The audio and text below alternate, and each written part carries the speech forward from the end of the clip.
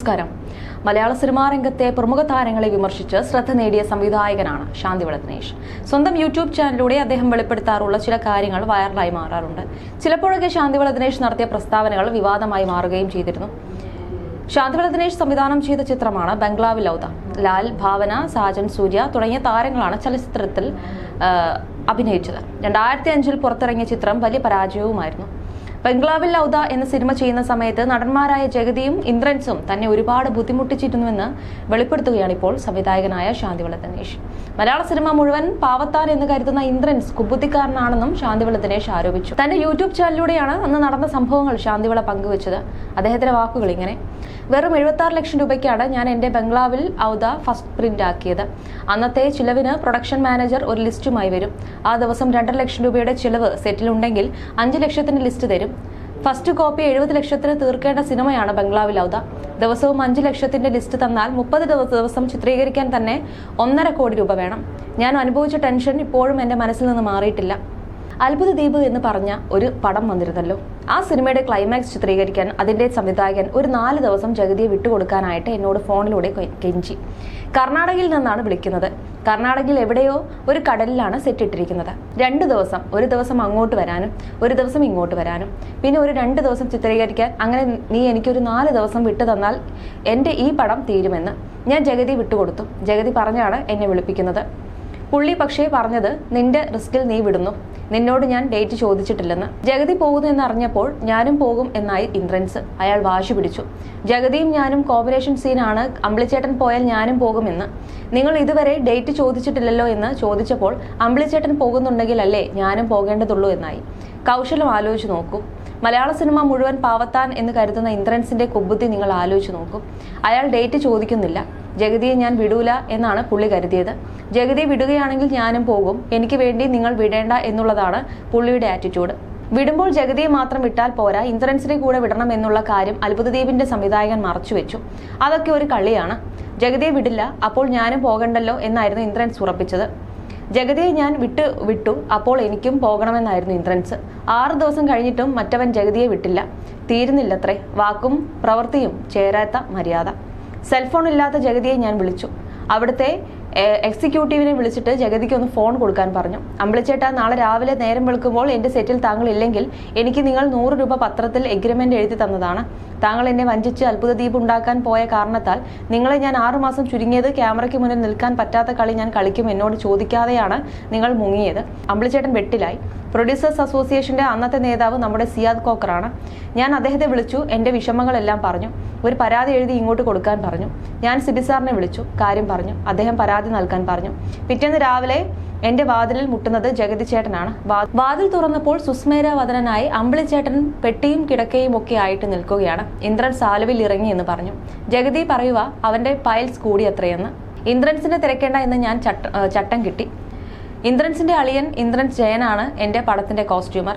ജയനോട് മാത്രം ഞാൻ പറഞ്ഞു, ഈ സെറ്റിൽ ആരെന്നെ വലിപ്പിച്ചാലും തന്റെ അളിയൻ അങ്ങനെ ചെയ്യുമെന്ന് ഞാൻ കരുതിയതല്ല കേട്ടോ എന്ന് ഞാൻ പറഞ്ഞു. 11 ദിവസം കഴിഞ്ഞ് ആരും വിളിക്കാതെ ഇന്ദ്രൻസ് വന്നു.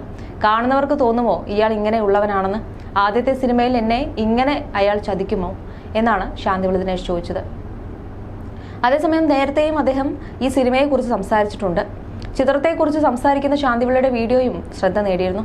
പല മുൻനിര താരങ്ങളെ സമീപിച്ചിട്ടും അവരൊന്നും തന്നോട് സഹകരിച്ചില്ലെന്ന് ശാന്തിവിള ദിനേശ് പറഞ്ഞു. അതേസമയം അഭിപ്രായങ്ങൾ തുറന്നു പറയുന്ന സംവിധായകനാണ് ശാന്തിവിള ദിനേശ്. എന്നാൽ കരിയറിൽ വലിയ ഉയരങ്ങളിൽ എത്താൻ ശാന്തിവിള ദിനേശിന് കഴിഞ്ഞിട്ടില്ല.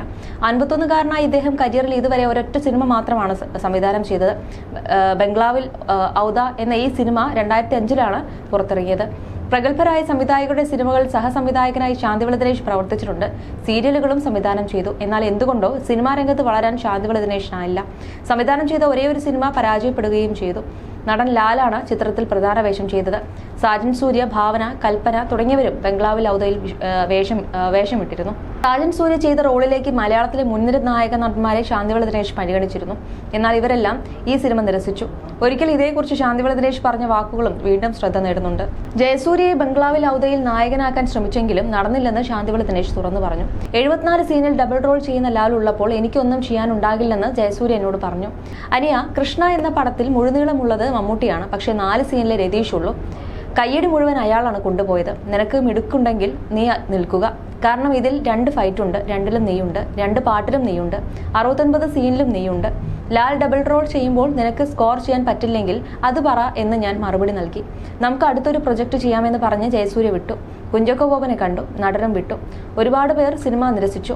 ഭാവന തന്നെ അഭിനയിച്ചത് നവ്യ നായർ അടക്കം വേണ്ടെന്ന് വെച്ചപ്പോഴാണ്. കാവ്യമാധവനെ ഞാൻ കളിയാക്കാറുണ്ട്. ആദ്യമായിട്ടൊരു പടം സംവിധാനം ചെയ്യാൻ ഡേറ്റ് ചോദിച്ചപ്പോൾ തരാത്തവളാണ് നീ, നന്ദി കെട്ടവളാണ് നീ എന്നൊക്കെ ഞാൻ പറയാറുണ്ട്. അയ്യോ, എനിക്ക് ചേട്ടനെ അറിഞ്ഞുകൂടായിരുന്നു എന്ന് കാവ്യ പറയും. അങ്ങനെയാണ് ഭാവന അഭിനയിച്ചതെന്നും ശാന്തിവിള ദിനേശ് പറഞ്ഞു. അതേസമയം ബംഗ്ലാവിൽ ഔദയിലെ നായക കഥാപാത്രം ചെയ്യാനായി ആദ്യം സമീപിച്ചത് കലാഭവൻ മണിയാണ്. വെട്ടം എന്ന് പറഞ്ഞ പടത്തിന്റെ ക്ലൈമാക്സ് ചിത്രാഞ്ജലിയിൽ നടക്കുമ്പോഴാണ് ഞാൻ മണിയെ കണ്ട് കഥ പറയാൻ പോകുന്നത്. കഥ കേട്ട് മണി ഒരു തുക പറഞ്ഞു.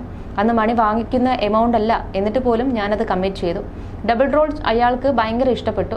ചെയ്യാമെന്ന് ഏറ്റ ശേഷമാണ് മണി മാറിയത്. മാക്ടയിൽ ജനറൽ ബോഡിയിൽ ഞാനൊരു പ്രസംഗം നടത്തി. ആ പ്രസംഗത്തിൽ ഞാൻ പറഞ്ഞു, ചുവരുണ്ടെങ്കിൽ ചിത്രം വരയ്ക്കാൻ പറ്റൂ എന്ന്. നമ്മൾ കാശു മുടക്കുന്ന നിർമ്മാതാക്കളുടെ കൂടെ നിൽക്കണം, താരങ്ങളുടെ കൂടെ അല്ല എന്ന് പറഞ്ഞു.